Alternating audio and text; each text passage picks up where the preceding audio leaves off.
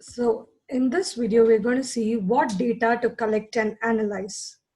So why should we first collect any evidence? The evidence is very expensive to collect because a lot of the systems may be unavailable for a long period of time and may be in an exhaustive state. So analysis of that data is quite difficult to analyze. So why we should first bother collecting the evidence? Because of two simple reasons. One is future prevention, the other one is responsibility. So when we do an evidence collecting, there are 5 rules. The first is admissible, authentic, complete, reliable, and believable.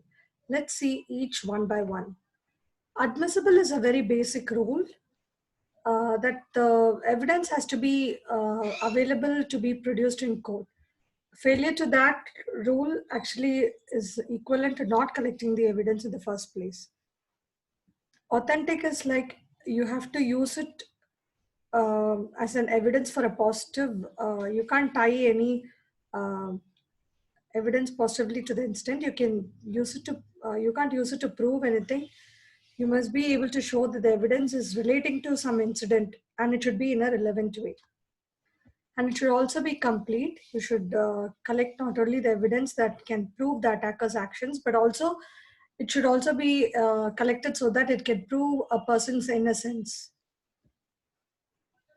So this is very important rule. And the next one is reliable.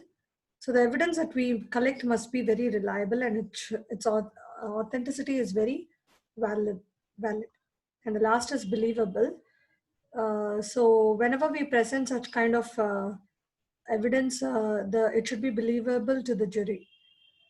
So you can't just take some dumb process and give it as an evidence. It should be presented in a format that is understandable for human.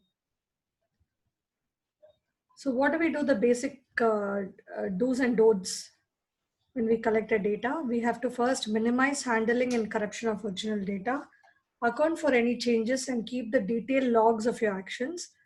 You must comply with all the 5 rules of evidence. You must not exceed your knowledge. You must follow all the local security policy. You must capture as accurate an image of the system as possible. You must be prepared to testify. Work fast, and you must proceed from volatile to persistent evidence. And you should not shut down before collecting evidence. And don't run any programs on affected systems.